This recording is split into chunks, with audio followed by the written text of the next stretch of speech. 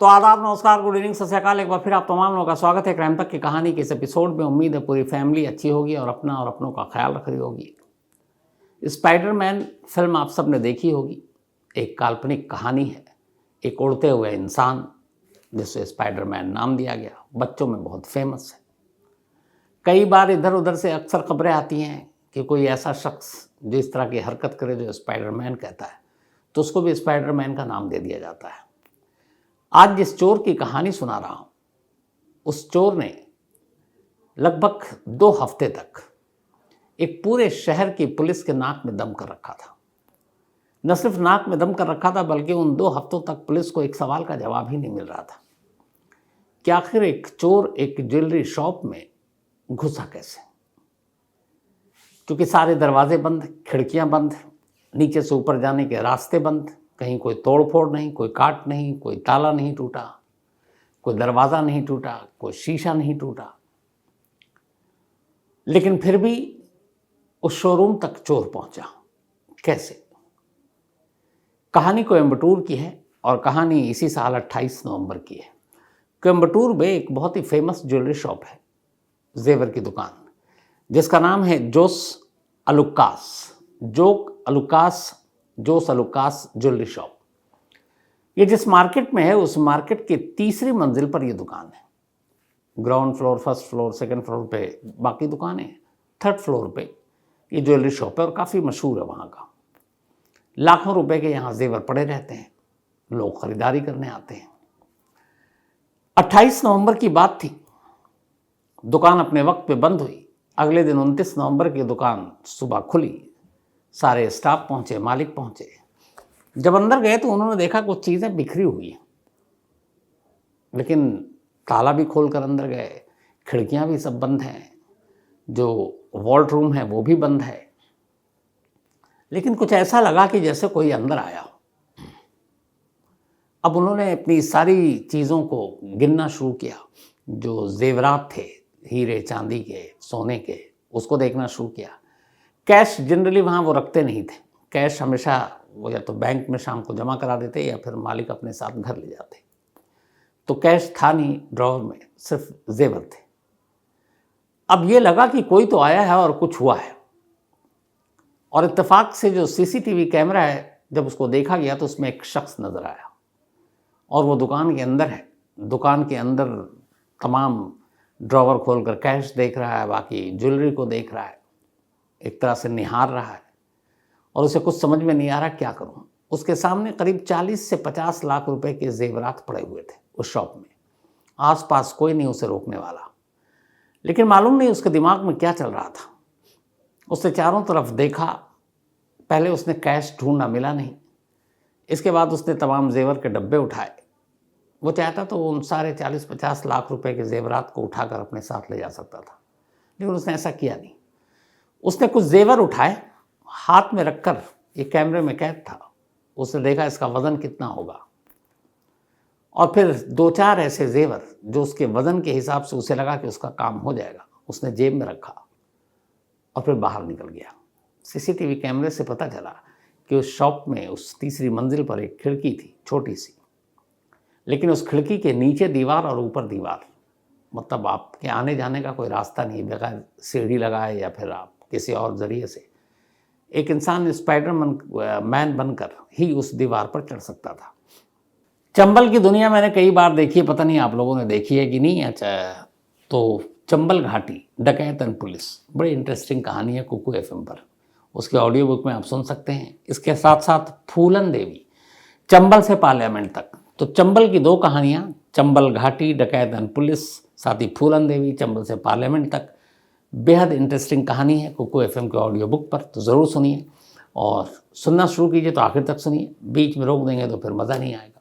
2023 का आपका Kuku FM experience कैसा रहा? आपका कितना मिनट स्क्रीन टाइम बचा? आपने अपना कितना कीमती समय बचाया? और सबसे खास बात यह है कि इससे कुकू एफएम पर आपकी सुनने की कितनी क्षमता है, ये सब आप कुकू एफएम पर अब देख सकते हैं। एक नया फीचर जो कुकू एफएम 2023 के आपके सारे अनुभव को दिखाएगा और बताएगा।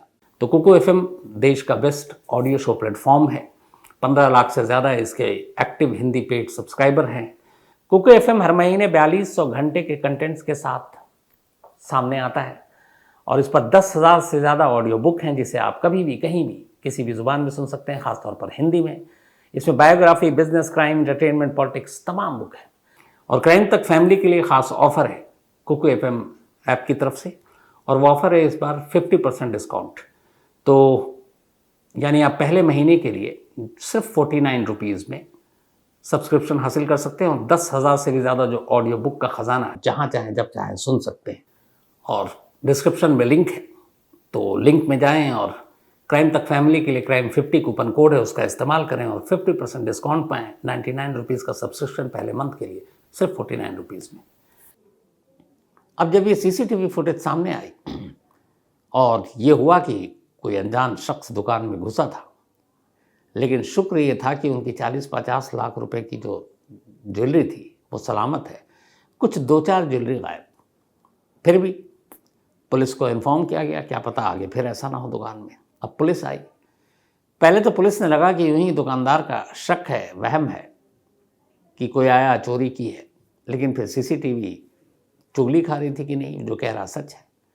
लेकिन अब पुलिस का दिमाग घूम गया कि यार चोर आया, दिख भी रहा है, उसके सामने सब कुछ पड़ा हुआ है, लेकिन वो कुछ उठा ही नहीं रहा। वो पता नहीं क्या ढूंढ रहा है, पहले कैश ढूंढ रहा था क्योंकि गल्ला खोल रहा था बार बार, फिर वज़न कर रहा है, और वो चाहता तो अपने जेब में ही आराम से 2-4 किलो तो रख कर ले जाता, लेकिन उसने मुश्किल से कुछ 100 ग्राम, बल्कि कुछ 100 ग्राम भी ज़्यादा बोल गया, उससे भी बहुत कम वो निकालता है और जेब में रखता है और चला जाता है। अब पुलिस तफ्तीश करती है।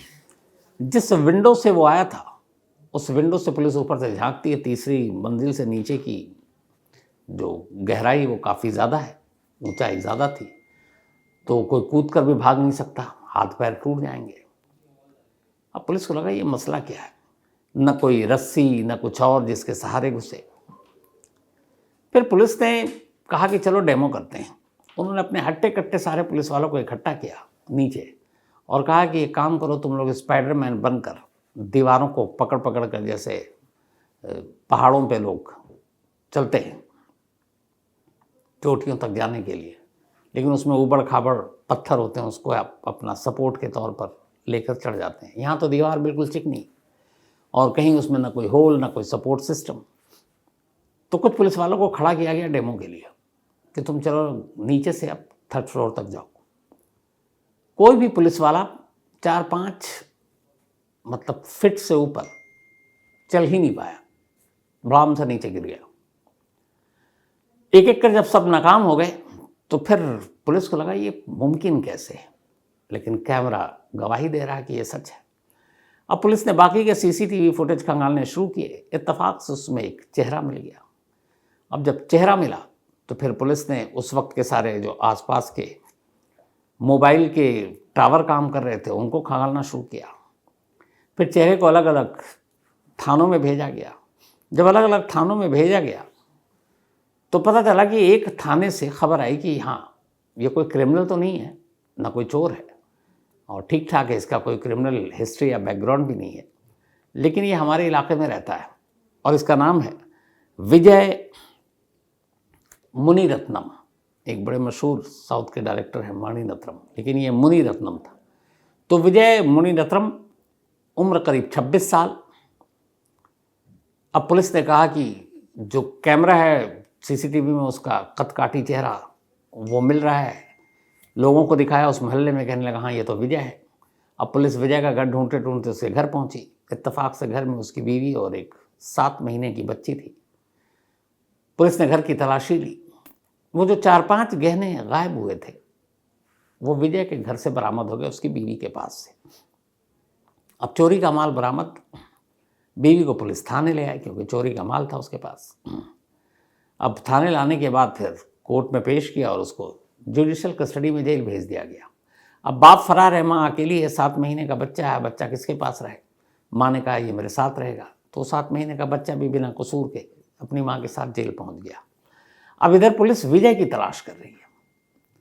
अब विजय और पुलिस के बीच में लुका छुपी का खेल शुरू होता है और ये खेल अगले 14 दिनों तक जारी रहता है। इन 14 दिनों में 2-4 ऐसे मौके आते हैं जब विजय फिर से स्पाइडरमैन बनता है।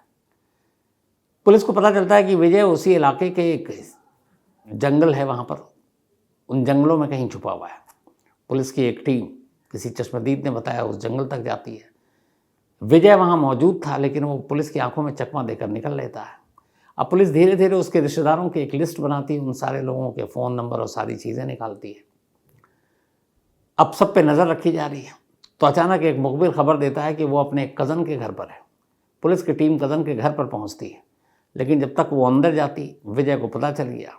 15 फीट की दीवार, पुलिस दूसरी तरफ, उस दीवार के को फांद कर ही वो बच सकता था। 15 फीट की दीवार स्पाइडरमैन की तरह चढ़कर विजय वहां से कूदा दूसरी तरफ और भाग गया। तो ऐसे 2-4 मौके आते गए, विजय भागता गया। अब पुलिस परेशान। इस बीच में जितने भी रिलेटिव थे, सबके फ़ोन और उसके दोस्तों के फ़ोन नंबर पुलिस ने लेकर सर्विलांस पे लगा दिया कि ये फर्स्ट टाइमर है, क्रिमिनल बैकग्राउंड है नहीं, शायद उसके पास इतने पैसे नहीं हैं, तो वो कब तक भागेगा, कभी न कभी कांटेक्ट तो करेगा। अब बीवी चूँकि जेल में है, बाकी रिश्तेदारी और दोस्त बचते हैं, तो उन सब के मोबाइल को पुलिस ने एक तो सर्विलांस पे लगाया और धमकी भी दी कि अगर वो कांटेक्ट करे तो बताना। अब वक्त बीतता गया, इधर विजय ने फ़ोन ही नहीं किया। जो उसका अपना फ़ोन था, उसका लोकेशन जंगल दिखा रहा था। जब पुलिस की टीम वहाँ सर्च करती है तो उसका फ़ोन टूटा फूटा जंगल में पड़ा हुआ था। इसका मतलब ये था कि विजय को ये पता था कि फ़ोन के ज़रिए पुलिस उस तक पहुँच सकती है। अब पुलिस ने 8-10 टीमें बना दी, करीब 40 से 45 लोग विजय की गिरफ्तारी के लिए। विजय को इधर उधर ढूंढा जा रहा है, लेकिन विजय हाथ नहीं आ रहा है। दिन बीतते गए। एक रोज़ अचानक पुलिस को पता चला कि विजय के एक रिश्तेदार के पास एक फ़ोन आया, और उस फ़ोन का जब लोकेशन देखा गया तो पता चला कि चेन्नई के मरीना बीच से ये फ़ोन आया। कोयम्बटूर पुलिस ने फ़ौरन चेन्नई पुलिस को कांटेक्ट किया और साफ लोकेशन था, उन्होंने बताया वहाँ जाओ और ये इस नंबर से, और ये मरीना बीच का है, ये वहीं है। चेन्नई पुलिस की टीम फ़ौरन, एक तो बीच पे ऑलरेडी भी पुलिस रहती है, उनको इन्फॉर्म मिलता है, वो अगले कुछ मिनट में वहाँ पहुँच जाती है। वो जाती है तो ये नंबर और जो लोकेशन था, पता चला वो एक गोलगप्पे वाले का जो पानी पूरी बेचता है। पुलिस की टीम ने कहा कि इस नंबर से कॉल किया। उसने कहा साहब, एक शख्स आया था, काले कपड़े पहने हुआ था, उसने कहा कि उसके मोबाइल की बैटरी ख़त्म हो गई है, उसको घर पर अर्जेंट बात करनी है। मैंने भी इंसानियत के नाते फ़ोन दे दिया। अब पुलिस को ये मालूम था कि ये यहीं कहीं पे है। उन्होंने बताया कि भाई यहाँ से तो निकल गया। कुछ घंटे के बाद एक और रिश्तेदार के पास फ़ोन आया। अब इस बार चेन्नई में एक दूसरा लोकेशन था। फ़ौरन चेन्नई पुलिस को फिर अलर्ट किया गया कि इस लोकेशन पे जाओ। पुलिस वहाँ पहुँचती है तो जिस बंदे के फ़ोन से फ़ोन आया था, उसको पुलिस उस तक पहुँची, पूछा। उसने कहा साहब, मैं तो गुज़र रहा था, राहगीर हूँ। एक नौजवान आया, काले कपड़े पहने हुआ था, और उसने कहा कि मुझे एक अर्जेंट बात करनी है, अगर आप मुझे कॉल करने की इजाज़त दे दें। मेरे सामने उसने फ़ोन मिलाया, बात की, और मुझे फिर फ़ोन वापस करके चला गया। थोड़ी देर के बाद ये भी यहाँ से भी हाथ से निकल गया। एक तीसरे नंबर से फिर वो अपने एक दूसरे दोस्त को फ़ोन करता है, कहता है यार मैं परेशान हूँ और ये है वो है, और मैं जल्दी एक परमानेंट नंबर लेकर फिर तुमको बात करूँगा, लेकिन घबराना नहीं। और वो अपनी बीवी और बच्चे के बारे में जानकारी ले रहा था। चेन्नई पुलिस को तीसरी बार अलर्ट किया गया। पता चला कि एक और इलाके में एक और राहगीर था जिसका वो नंबर था। पुलिस उस राहगीर तक पहुंची, उसने भी वही कहानी सुनाई कि मैं गुजर रहा था, रास्ते में था, एक शख्स आया, काले कपड़े पहना था, उसने मोबाइल मांगा, मैंने दे दिया, इंसानियत के नाते बात करके चला गया। वहाँ पे भी वो हाथ नहीं आया। वो दिन भी निकल गया। अब ये तो इतना था कि पुलिस को लगा कि ये चेन्नई में ही कहीं, लेकिन नेक्स्ट डे फिर एक फ़ोन आया, और इस बार चेन्नई की जगह पे कोयम्बटूर का ही कॉल, कोयम्बटूर से ही, और एक और रिश्तेदार के पास। सबको एक एक बार ही वो फ़ोन कर रहा था, मतलब वो पुलिस से एक कदम आगे चल रहा था। अब पुलिस ने देखा ये तो कोयम्बटूर में है। फ़ौरन जिस लोकेशन से ये फ़ोन आया, वहाँ टीम को अलर्ट किया गया। वहाँ गए तो पता चला कोई अजनबी शख्स किसी बस अड्डे पर था, और उससे एक शख्स आया काले कपड़े में, उसने फ़ोन मांगा, एक अर्जेंट बात करनी है, रिक्वेस्ट की। उसने उसको दे दिया, बात करके वो निकल गया। इस तरह से उसने 10-12 कॉल किए। हर कॉल उसने किसी न किसी अजनबी के फ़ोन को लेकर किया। अब जब ये कॉल आ रही थी, तो चूँकि ऑलरेडी सर्विलांस पे था, पुलिस सुन रही थी, तो कुछ बातचीत से ये पता चला कि अब ये बार बार कितने लोगों से फ़ोन मांगेगा। तो ये एक फ़ोन ख़रीदना था इसे और एक नंबर लेना था। पुलिस को लगा कि अब ये कोयम्बटूर में कहीं ना कहीं सिम लेने तो ज़रूर जाएगा। अब ये बड़ा चुनौती भरा काम था। पुलिस ने अपना नेटवर्क लगाया और कोयम्बटूर में जो भी सिम बेचते थे उन जगहों पर पुलिस की टीम को भेजा। बोला जाओ और देखो यहाँ कोई एक सिम ज़रूर ख़रीदने आएगा। और जो बाकी जहाँ जहाँ पुलिस नहीं पहुँच पाई वहाँ के तमाम लोगों को कांटेक्ट करके बताया गया कि आप सिम देना तो पूरी डिटेल लेना और इस हुलिये का अगर कोई आए तो पुलिस को इन्फॉर्म करना और उसके जो भी आईडी कार्ड है वो मांगना। 14वां दिन था ये चोरी के बाद का। कोयम्बटूर के एक सिम शॉप में पुलिस की टीम वहाँ बैठी हुई थी दुकानदार बन के। एक लड़का आया। अच्छा, ये अयप्पा बिरादरी वहाँ पे जो काले कपड़े और उनकी वेशभूषा होती है उनको वो मानने वाला था। लेकिन अब उसे लग गया था कि ये काले कपड़े और ये उसकी जो पूरी ड्रेसिंग है उससे वो पुलिस की नज़र में आ सकता है, क्योंकि वो ऑलरेडी कैमरे में उसी कपड़ों में कैद था। तो उसने अपना हुलिया बदल लिया। वो अब जीन्स और टी शर्ट में आ गया था और उसके बाद वो पहुंचता है कोयम्बटूर के एक सिम शॉप में। वहाँ जाकर वो मोबाइल शॉप में सिम ख़रीदता है।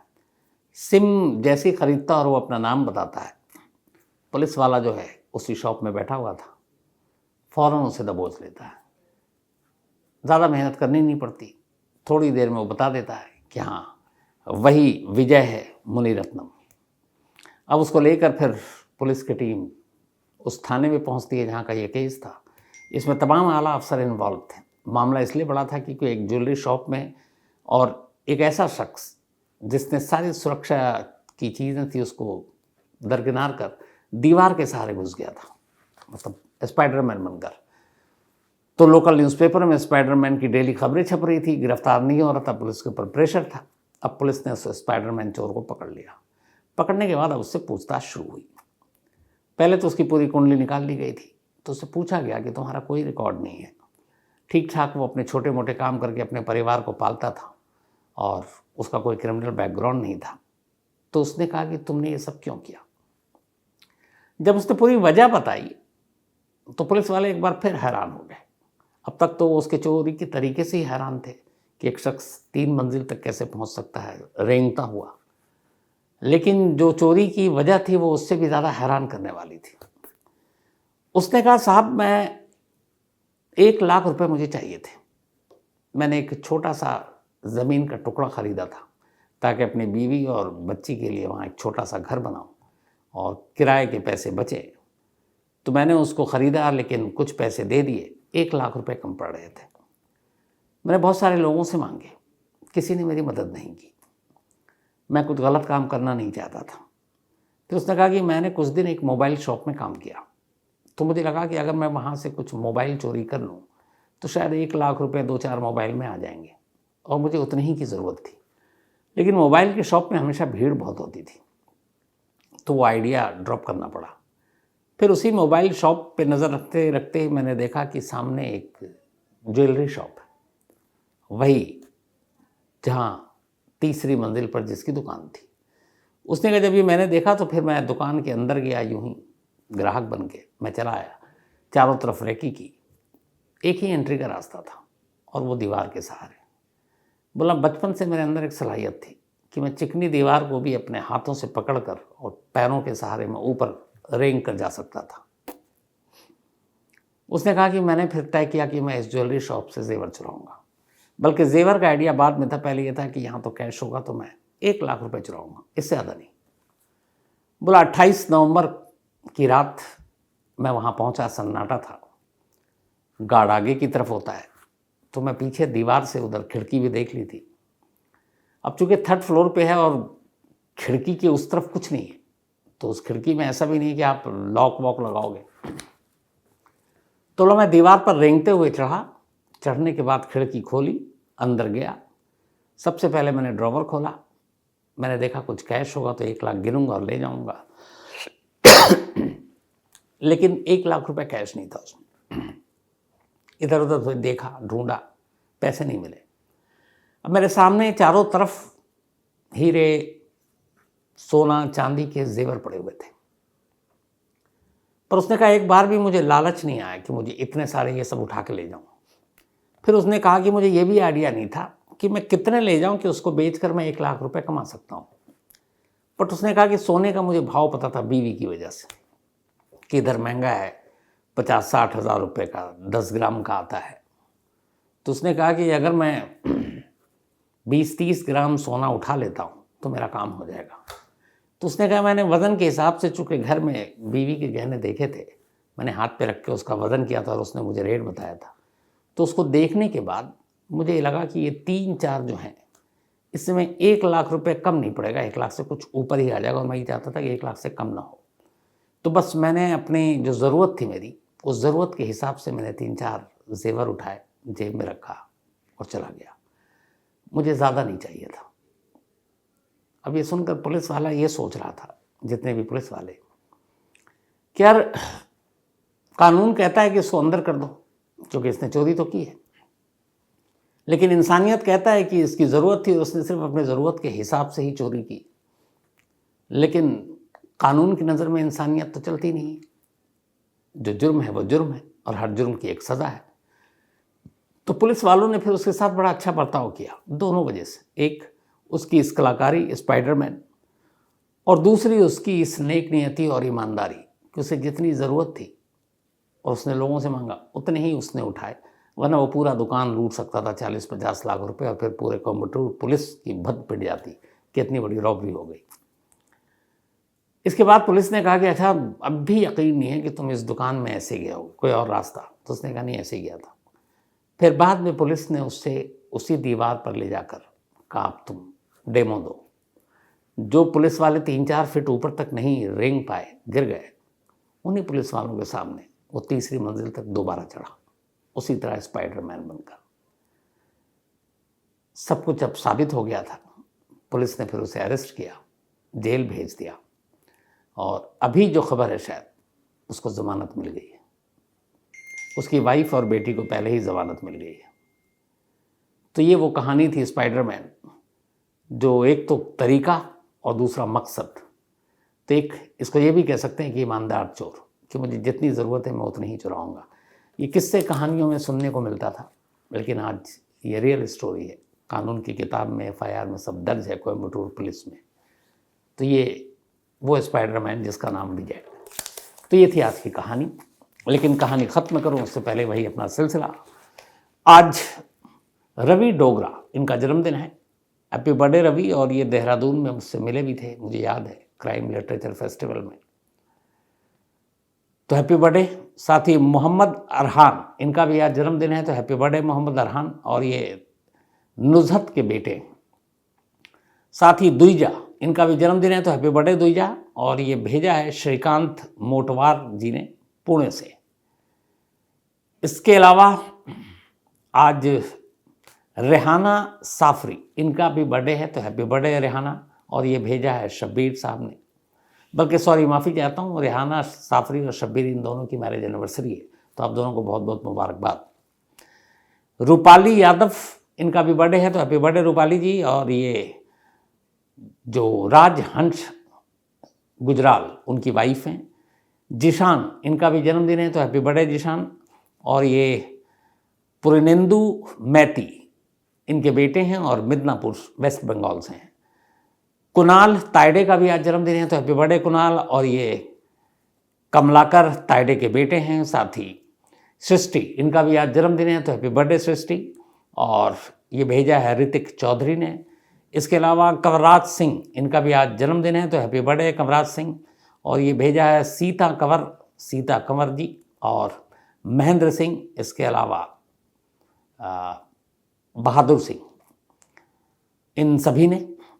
साथ ही संस्कार जैन, इनका भी बर्थडे है, तो हैप्पी बर्थडे संस्कार। और ये प्रवीण जैन के बेटे हैं। इसके अलावा अंकुर कुमार, कल है इनका बर्थडे, बट ये बाहर हैं इस वक्त शायद, इसीलिए तो 23 को है, लेकिन एडवांस में हैप्पी बर्थडे अंकुर। और ये भेजा अविनाश कुमार ने, उनके भाई हैं। और अंकुर जो हैं वो नासा इम्पैक्ट में एज ए ग्रेजुएट रिसर्चर, एक प्राउड की बात है कि वहाँ पर हैं ये इस वक्त। तो ऑल द बेस्ट अंकुर, आपके फ्यूचर के लिए भी। और अविनाश जो इनके भाई हैं इस वक्त दुबई में हैं, वहीं पढ़ाई कर रहे हैं और साथ में ये मॉडलिंग भी कर रहे हैं। तो ऑल द बेस्ट अविनाश, आपको भी। आप दोनों भाई टैलेंटेड हैं, अपने टैलेंट का भरपूर फ़ायदा उठाइए। साथ ही सुरेश राणा नेपाल से, इनका भी जन्मदिन है, तो हैप्पी बर्थडे सुरेश जी। इसके अलावा मिसेस कादम्बरी कपिलेश्वर जी, इनकी 70वीं आज सालगिरह है, यानी कि जन्मदिन है। तो बहुत बहुत बधाई आपको कादम्बरी जी, आप हमेशा अच्छी रहें, यही दुआ है। और ये भेजा है सुदेश पाटिल जी ने, सिएटल यूएसए से। इसके अलावा विनय, इनका भी जन्मदिन है, तो हैप्पी बर्थडे विनय, ये भेजा दीपक कुमार ने।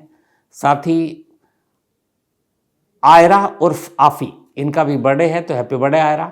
और ये फरजाना खान भाटी, उनकी बिटिया हैं, और फरजाना के हस्बैंड और आयरा के जो पापा हैं उनका भी जन्मदिन है, जिनका नाम है मुबारक हुसैन। तो आप दोनों को, बाप बेटी को हैप्पी बर्थडे। साथ ही अंबिका, इनका भी जन्मदिन है, तो हैप्पी बर्थडे अंबिका, और ये भेजा प्रदीप कुमार ने। इसके अलावा सीमा और रोहित, इन दोनों की एनिवर्सरी है, तो आप दोनों को बहुत बहुत बधाई। मिलिंद मिश्रा जयपुर से, थैंक यू सो मच आपके मेल के लिए। आलोक Pandey ji, thank you so much. आलोक पांडे जी ने बड़ा अच्छा एक मेल लिखा है। इन्होंने लिखा है कि ये सोचते हैं कि अगर मैं मर गया तो फिर कहानी कौन सुनाएगा और कैसे सुनूँ, इनका ये कहना है।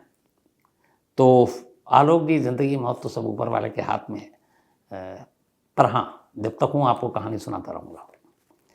हबीब Beg, thank you so much Habib आपके इस मेल के लिए। साथ ही सौरभ शर्मा और डॉक्टर साहिब कानपुर वाले, thank you so much doctor साहब कानपुर वाले, आपके इस प्यार भरे मेल के लिए।